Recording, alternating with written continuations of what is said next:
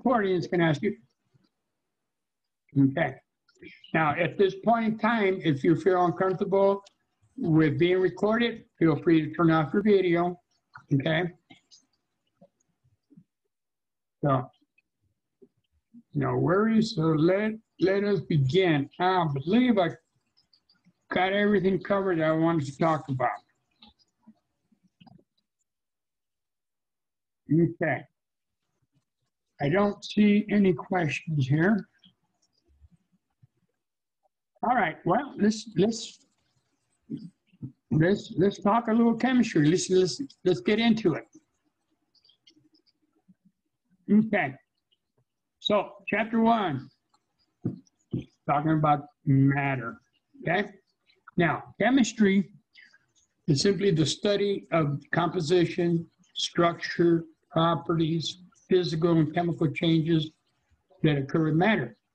Because we have determined, at least our model shows at this time, that all matter around us is composed of atoms. Okay? Now, this physical and chemical changes, it's all around you. You know, if you ever worked on a car, change the oil, do whatever, you can't go to the kitchen sink and just wash your hands, right, with regular soap. It just won't work very well. You got to use some heavy-duty soap, and it has to do with the properties of the grease and the properties of the soap that you're using. Another example that I use all the time is makeup. You know, there's some what's called hurricane-proof makeup out there. You know, water doesn't touch it. You got to use some oil-based material to get it off. Those are the physical properties of these chemicals all around us. We're going to learn a lot more about that, why certain things behave in a certain manner, okay? And it boils down to really electrons. We'll get a lot to say about that. In fact, that is one reason that I really got very curious about chemistry, was these electrons, because they're so tiny, tiny chunks of matter, and they do so much for everything around us, not only in our body, but all around us.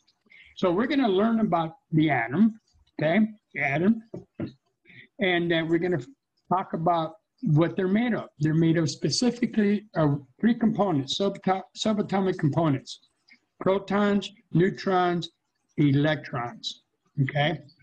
Now, we're learning that these guys are even made up of even smaller materials. So we're not going to, that's beyond the scope of this class. But we're going to focus on protons, neutrons, and electrons, and we're going to talk a little bit about atomic mass, because these things have weight, okay?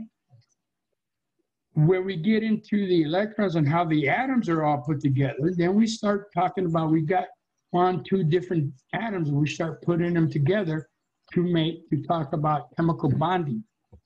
And once we know about chemical bonding, we're going to know about chemical reactions. Okay? We're going to talk about chemical reactions. The periodic table, I'm going to make reference to that periodic table 1,000 times, because that periodic table, which if you haven't decided to post one of these, we're here all the time. Oh, where you go?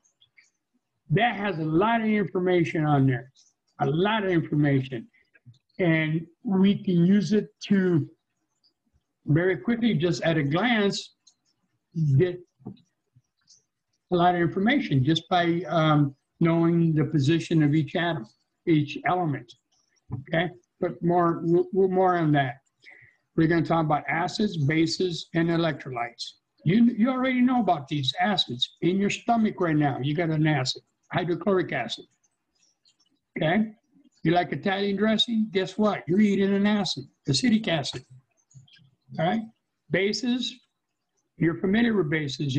Because you ate too much Taco Bell or something, you got an upset stomach, what do? You take some Tums. Tums is a base, neutralizes the acid. You work out quite a bit, what do you drink? An energy drink, has electrolytes, okay? These electrolytes are nothing more than atoms that have lost electrons. When you need iron, for example, in your blood, you're not chomping on a chunk of metal. You are ingesting the iron atom minus the electrons. Okay. All right. The mole, otherwise known as the mole, no, just the mole. Everybody knows here what a dozen is, right? I got one more here. Let me find out what's going on. A dozen. Yeah, that's true. John, everybody knows what a dozen is. When I say I need a dozen of whatever, what number pops up in your head? 12. Okay? Well, the mole is a number. It just happens to be a very big number. 6.02 times 10 to the 23rd.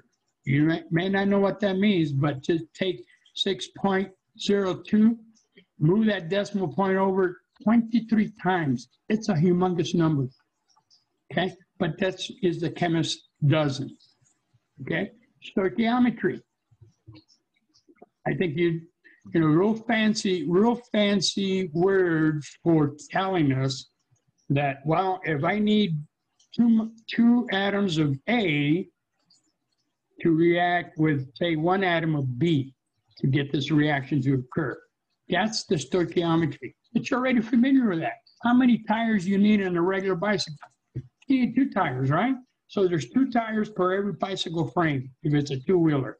3 tires for every bicycle frame if it's a 3-wheeler. That's stoichiometry. There's that ratio between the reactants, okay? So we're going to get into talking about that. Now, intermolecular forces. Well, what are we talking about here? We're talking about interactions of molecules with each other. Some of these interactions are very loose, and some of them are very strong, okay?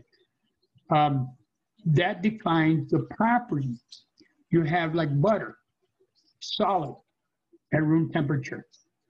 That's because the molecules in the butter have very strong interaction with each other and hold on to each other very strongly. And the result is its physical property is a solid at room temperature.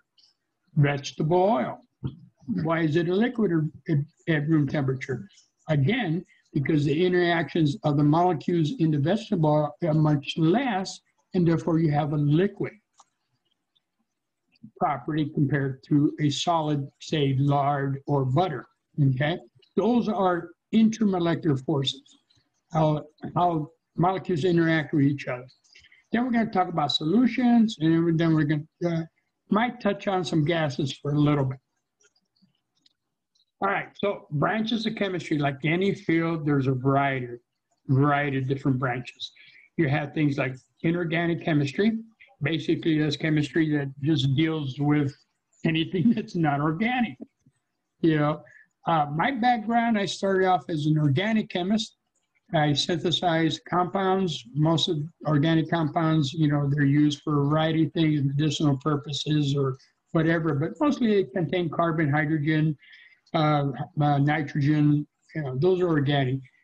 There's biochemistry. That's the chemistry that deals with life. Us, for example, biochemists research us and any type of life.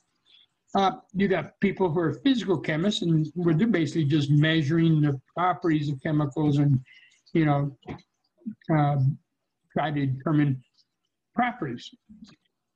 Some chemists are majoring chemical education. They want to teach. Dr. Kim, I believe, has a degree, a doctorate in chemical education. And then some important ones, environmental chemists, are the ones out there, you know, keeping track of what's going on in the environment.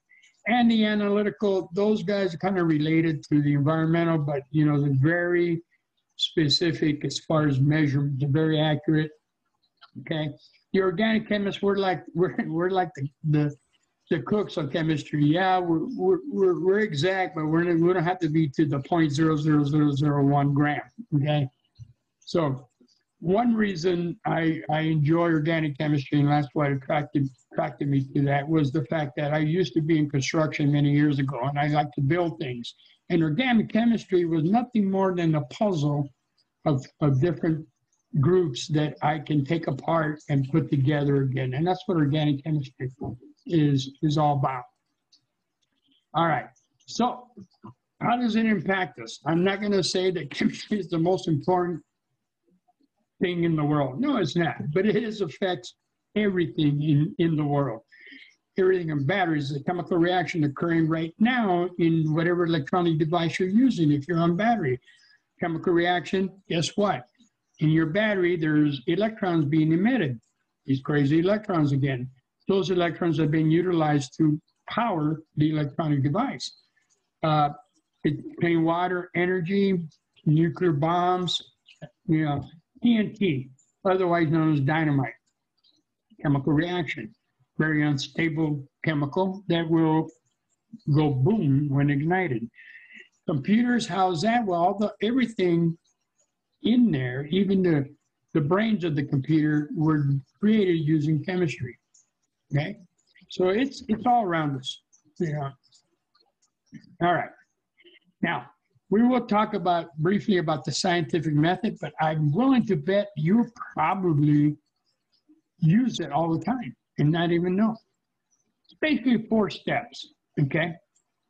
And what we do is we make an observation, okay? That's our first step in the scientific method. Our second step is after the observation, we make a hypothesis, basically a best guess. Why is it something happening? Then we go find out, we look at the literature and find out, okay, this is happening. Has anyone else reported on this? Then we come up with experiments, okay? After we look at the results of the experiments, we may reevaluate or define or look at our hypothesis and see if our hypothesis or our best guess of why something's happening is true. And if it's not, go back to experiments and redesign. So for example, just take a soda pop and you stick it in the freezer, okay? And you observe that, whoa, it exploded. You're like, oh, okay, I won't do that again, okay? But you come up with this, why do you think it exploded? Well, you propose that maybe water, when it becomes ice, expands when it freezes. And sure enough, it does, but more on that later. And so we look at the resources, find out if someone else has found this out to be true. Well, we may want to do different things. Let's find out, different volumes, different types of solutions, different containers, set up a series of experiments, and repeat it. Okay? We analyze our best guess, and then repeat experiments as needed. And then we draw a conclusion. Okay? After all these experiments, we conclude that yes, water expands when it freezes. And that's basically the steps of using the scientific method. Okay? And hopefully your data is good, and other scientists around the world can repeat the experiment and get the same results. If they don't, something went crazy. And we have to reevaluate. Okay. Observations for those of you doing the labs. Very, very important. Okay, when we make an observation. Color, for example, no color means it's colorless, not that it's clear. Okay? You got to be specific. We can talk about clarity, whether it's clear versus cloudy, or we can talk about the state of the matter. There's 3 states of the matter. That's actually 4, but we're not going to talk about the 4th one. Solid, liquid, gas, and you're all familiar with those. We'll get some examples here in a minute. Okay? Matter, anything that has mass is matter, okay? And all matter is composed of atoms. Now you say, how do we know this for sure? Well, I'll tell you, back in the 80s, IBM came up with an instrument called scanning tunneling microscopy. And they were actually able to get actual images of atoms. In that case, back then was gold foil. So you can actually see an image. The resolution wasn't that great. The resolution since then has improved vastly. And the instrument has improved vastly. And so, yeah, so far, our model of the atom and how it's put together seems to fit. That may change tomorrow, but currently everything seems to fit the way we think matter is put together. Okay? And this is a model where the spheres represent different atoms bonded to different atoms of different color. So that's what we use a lot of models like that, just to give us a perspective of what we're looking at. Okay, the three states of matter. You're going to be seeing a lot of these types of diagrams. Okay, far left, you see the solid. The spheres represent whatever molecule you're looking at. In this case, this could be water, molecule of water. So you can notice there that image in the far left is solid, very ordered, very structured. Okay. The image in the middle represents a liquid. Now, not so much order. The molecules of that liquid, which again could be water, are loose. They're moving around. In the solid, they're stuck. They're frozen. They don't move around very freely. Okay? And then in the far right, that model represents a gas, the state of a gas. Okay? Now, if you think about this for a second, you can, when I said use the example of water, look at the solid. It's ice. The ice molecules of water are very structured and ordered. And what do? Well, we can heat that ice cube, for example, or let it sit there for a while. If we let it sit there, it picks up energy from the environment. And in doing that, it breaks up that interaction between the molecules. Earlier I said intermolecular forces, okay? In the solid form, those intermolecular forces are pretty strong. They're holding the molecules relative to each other very strongly. That's why you have this ordered state. As I put energy into the system, guess what? Those forces start to break up, separating those molecules a little bit further. Becomes a liquid. And if I keep heating it, giving more energy into the system, guess what? The molecules all go into the air. They separate completely, and it goes into the gas phase. The key thing here, this is a physical state. You've done nothing to the spheres. They're still the same shape, the same shade of color, okay? This represents a physical change, okay? Unlike a chemical change where those spheres would change completely to something else, okay? Good. So, I had a thought here. I lost my train of thought. Okay, so yeah, solid, liquid, gas. And the fourth state is called, in your moment here, well, not important, it'll come back to plasma. Thank you, I was thinking plasma. So, all right, so what do we know about the properties of solids? Well, solids have a fixed shape and a fixed volume. Okay? You all know that. You got some ice cubes, they got a fixed shape, fixed volume. Now, solid atoms, they will vibrate. They can't move, but they sit there. In fact, atoms will always move constantly until we reach what's called absolute zero. When we get to that, we'll talk about it. But atoms are vibrating, even in the closed state. They're moving around, vibrating in place. So the atoms are all in fixed state. They could be in a nice crystal form or what we call non-crystalline form. Okay? We really can't compress solids anymore. If we put pressure on them, we can't get any more. It makes sense. Why? If you look at the diagram, you saw the molecules are very close to each other. We can't compress them any closer because what's happening around the spheres are electrons. Okay? Now, electrons have a negative charge. We'll talk more about that.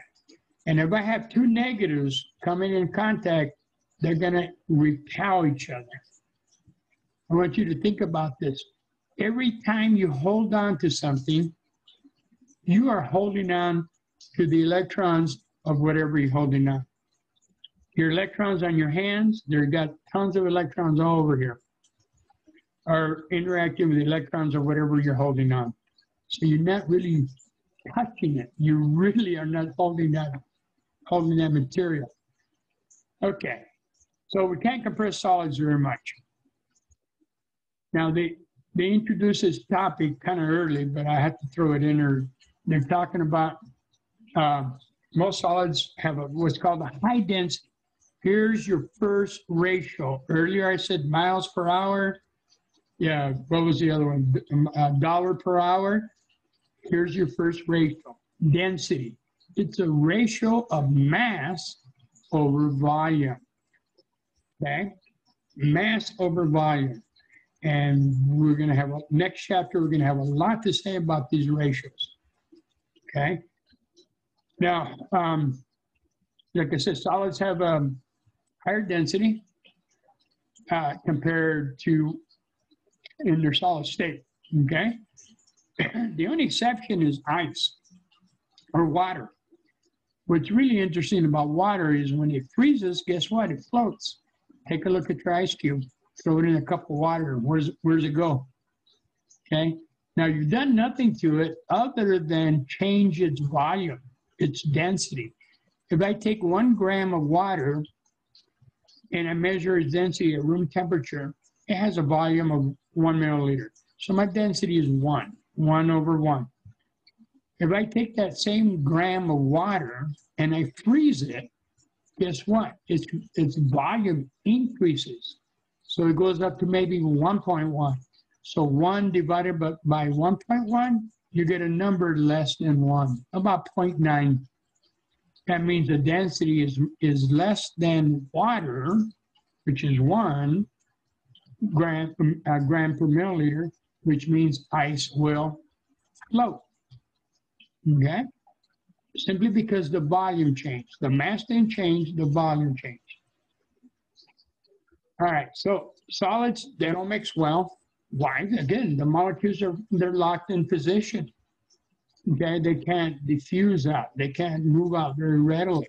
So they're not going to mix very well.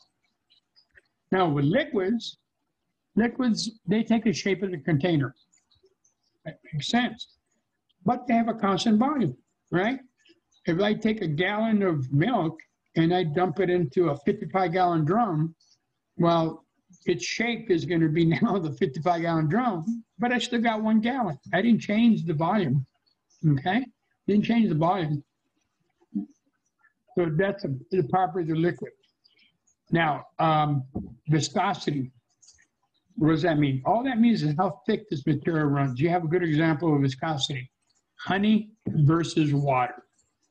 I've got a cup of honey, cup of water. I empty them. Who's going to win the race? The water, right? Because the honey is very thick. It has a higher viscosity. And it has a higher viscosity because these forces are very strong with each other. The molecules in the honey interact with them very strongly. And how can I make that honey flow a little faster? What would you normally do? Heat it up, right?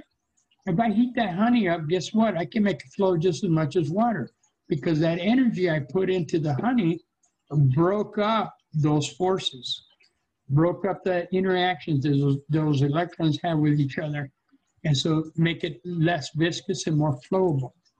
Okay? Easy.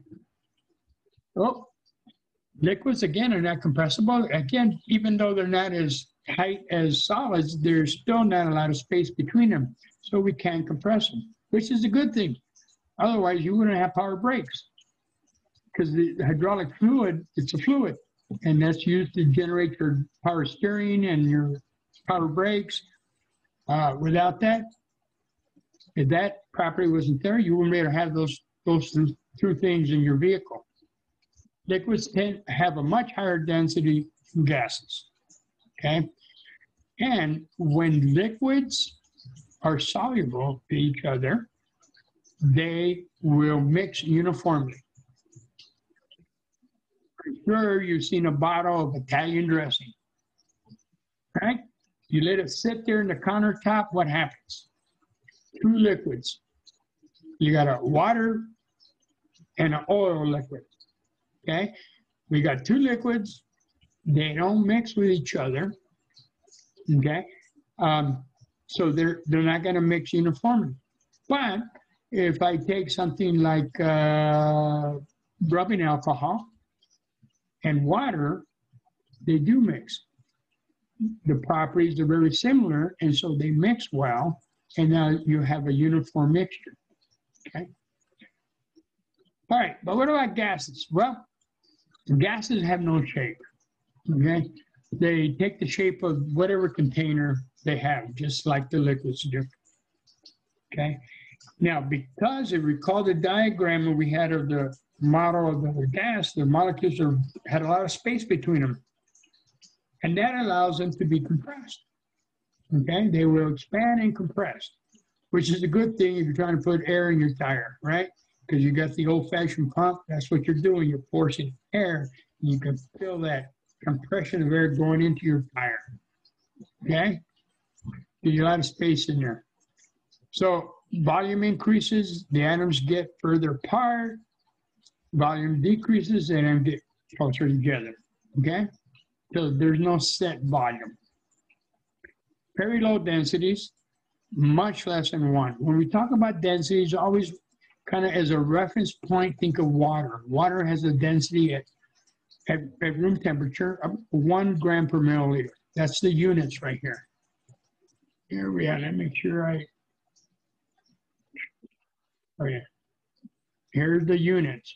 Here's that ratio, gram per milliliter. 0.001 gram per milliliter, okay? Much less than 1. Water has a density of 1. Anything greater than 1 in the presence of water or in water, it will sink, not float. Anything with a density less than 1, the material will float, okay? Greater than 1, drops like a rock. Less than 1, floats. Okay. All right, let me clear my drawings here. So gases, they all mix very easily. Our air around us is a good example. We're about 78% nitrogen, oxygen about 21%. And then we got carbon dioxide, and that's going up pretty much, quite a bit actually, and a variety of different noble gases. So it's a big mixture. Okay, they exert pressure. Okay, now how do we know that? Okay, take your bottle of soda. Oh, I don't know. I can see my camera here. Soda bottle. See the neck there? Okay. All right. The pressure here, if you take that bottle and they shake it up, what happens? Pressure builds up, right? Because up in here, where nothing but air, those gas molecules are up there, and there's pressure there. If I were to put a pressure sensor on top in the empty space, it will actually have an air pressure. And if I shake this up, that pressure will go up. And that pressure is exerted by these molecules banging up against the wall of the container, okay? Now, how can I make that pressure go up?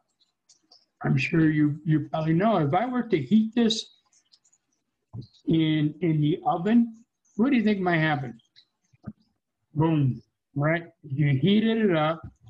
The heat is the gas molecules absorb that energy. They get further apart, and the pressure builds up, and that thing can explode very readily. All right, so this table here summarizes. Yeah, solids, for example, they have a fixed shape, okay? And they have a fixed volume. Liquids, on the other hand, do not have a fixed shape, but they do have a fixed volume, okay? So the shape of a liquid depends on the container. Gases have no fixed shape and definitely do not have a fixed volume. So there's one of the 3 differences between the states of matter. Okay, what about, I mentioned physical properties, and that is going from solid to liquid in gas versus chemical properties. And that's what we're going to talk about here for a little bit. Physical properties describe the appearance of the chemical and some facts about the chemical. For example, color, odor, taste, the texture, the melting point. That is a temperature at which that material melts, and it's the melting point. Things like the physical state. Is it a solid? Is it a liquid? Is it a gas? Density, solubility, as far as is it soluble in water or soluble in oil? Okay. Does it conduct electricity or not conduct electricity? Is it hard? If it's a solid, is it a very hard material or is it very brittle? Those are physical properties of matter. As compared to chemical properties, totally different here. It describes how a chemical or a compound reacts or behaves under whatever conditions. If it's explosive, gasoline, for example, can be explosive, all right? Is it corrosive? Well, if it's acid, it could cause corrosion of something else. Is it poisonous, meaning toxic? Or does it sit there and do nothing? That word inert, that's what inert means. It's not very reactive. A good example would be gold, pure gold, totally inert, very unreactive. To get gold to react takes some vigorous reaction conditions. Reactive is material very reactive. There are some chemicals like sodium metal. The moment I dump it in water, it will react very harshly and quickly and cause a lot of problems. Okay, so things of that nature. Now, the thing to separate the two physical properties, you don't change how that molecule is put together from their structure.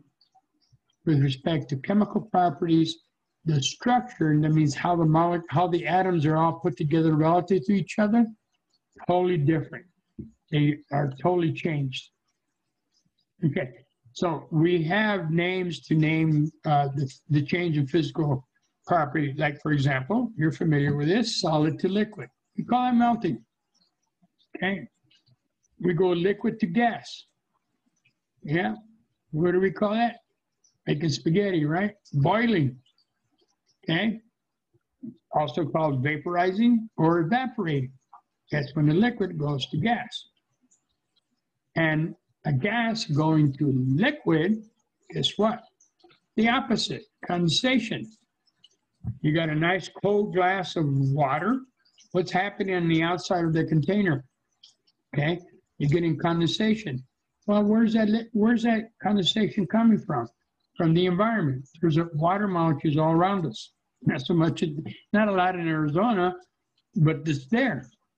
And then as those water molecules come in contact with that cold surface, they take that energy away that those gas molecules have, and the molecules start getting close together and go back to the liquid form, hence the condensation.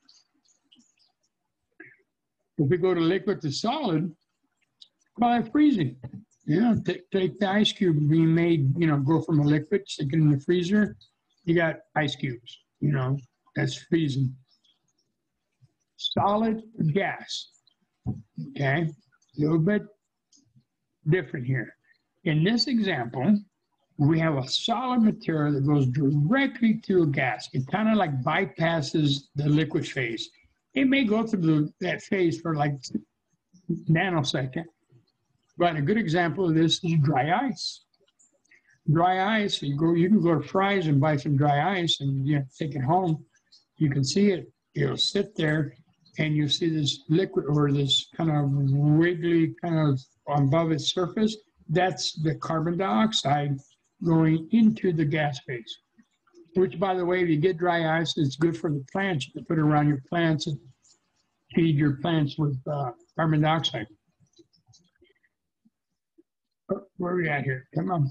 Now we can go from gas to solid, and that's deposition. In other words, if we take carbon dioxide, put it under pressure, lower the temperature, we're back to solid dry ice. Okay? All right. Now, when we talk about physical changes, this is your introduction to it, how we write a chemical reaction. All right, let me get something to write with here.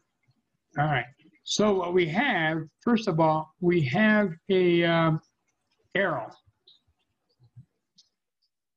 right there, going from left to right, okay?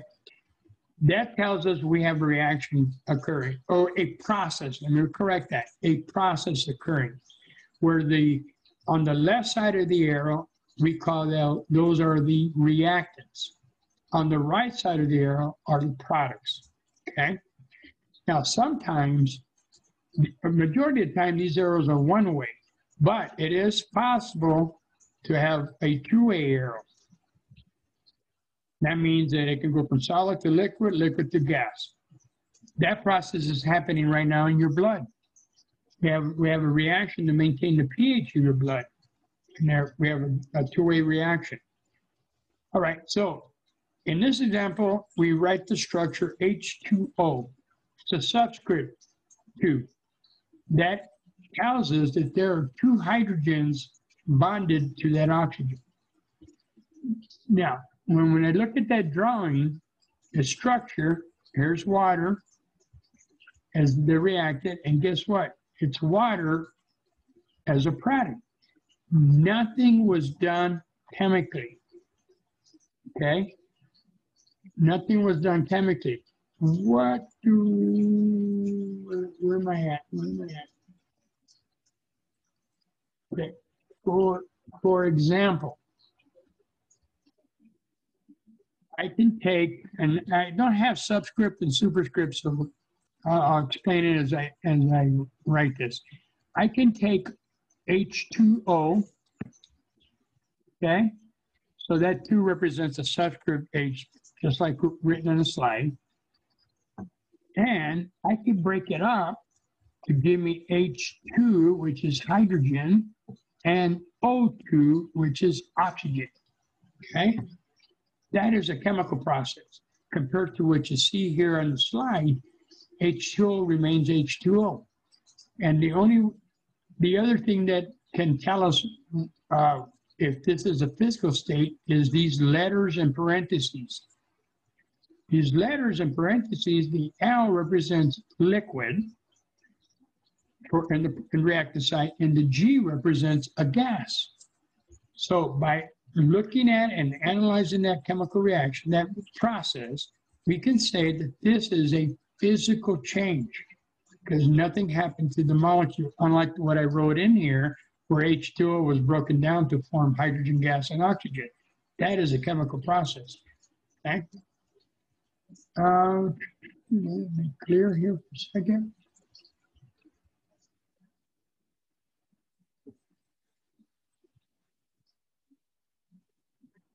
So more on that in a bit, okay? So this kind of puts it all together, a flow chart where we go from solid to liquid to gas, or vice versa, going from gas, liquid to solid, or go directly from solid to gas, okay? And also you can, again, make note of how the diagram is written with respect to the structures. Very ordered for the solid, not so ordered for the liquid, auto disorder for the gas. Okay. And it's all about energy. You know, we put energy into the system to make it go from a solid all the way to gas. So, well, let me ask you this then. Why is it that I can take a cup of water, leave it on my kitchen top about a week? What's going to happen? Anybody want to? Evaporation. Evaporation. Yeah, but what happened? I didn't add water to it. I didn't add heat to it. Why did it evaporate? Now, obviously, we're going to make a big pot of water to make this some spaghetti, right? That water is boiling, right? So why is it that I can take that cup, leave it alone, and it evaporates? Because it's exposed to the environment around it. Okay, and that's good. So what is it? What do you think is picking up from the environment to make it evaporate? well, oxygen for starters? Not quite. How can I make an ice cube go to the liquid? What do I need? I need heat. There you go. Energy. And so when I give, there's two types of energy here. If I put energy into the system, like heating it and breaking that interaction. But when a cup of water just sitting there by itself, these molecules in the liquid phase, are bouncing against each other. Okay? It's like shooting pool. They're bouncing and hitting each other. The ones in the surface are going to be hit and they're going to be shoved into the gas phase because they're going to pick up the energy from the molecule of the one that hit it and shove it into the gas phase. Eventually, all those molecules interact and it picks up energy from the environment and from each other and it goes into the gas phase.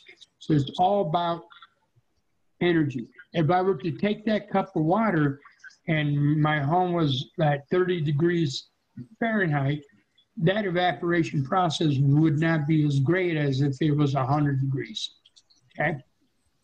Anyway, but it's all about the energy. So atoms are always moving, even in the solid state, okay? Of course, when you heat ice, the water molecules gain energy and they start to move, all right? And when they gain enough energy, they overcome these forces they have with each other. And you have the solid will start to melt to form a liquid, okay? Just like we take that stick of butter, you stick it on a pan, hot pan, that energy is absorbed by the butter, it starts to melt. And if we continue to heat it, give it energy, it picks up what we call KE, which is kinetic energy. No big deal. Kinetic energy is just movement energy. And they start to move in even faster from each other and eventually go into the gas phase. So this final diagram here, kind of shows you going from solid, liquid, and gas. Okay, now, chemical changes. Key thing, again, to separate, I can't overemphasize. Physical changes, nothing happens to the structure of the compound. Chemical changes, there is a change, okay? We call these chemical reactions. The starting material, whatever you started with, is completely destroyed and is made into a new compound with whole new properties, okay? For example, gasoline. Here, this is the introduction to your first type of reaction. We're going to talk about only 6 types of reactions. Of all the chemical reactions that occur out there in the world, there's only 6 types. And this one here is your first one. This is called a combustion reaction. And obviously, for anything to burn, what do you need? You need oxygen, correct? Okay. What is shown here, these letters C subscript X, H subscript X. Can I interrupt for a second? What time does this class end? 2:15. Oh my goodness, somebody good at 2:15. All right, I got carried away. I forgot to set my timer. Thank you. All right, so let us begin with page 20. We're about halfway done. You did pretty good. And you stop sharing. Okay. Any questions? Sorry about going over. I got 220 on my computer. So we will begin with this page on Thursday. Okay. Start looking at that homework. The first couple of weeks are going to be kind of intense with respect to homework, but then after that, it's roughly about a homework a week. Okay. Any questions, comments, concerns? Okay, if you do, feel free to send me an email. Yeah. Oh, this should be posted in Canvas, the recording later, right? Yes. Well, if you look at Canvas, there's a button on the left. Click on that, and it'll send you to my YouTube channel. Okay, because So I had you're- to leave the room for like 5 seconds and I missed a couple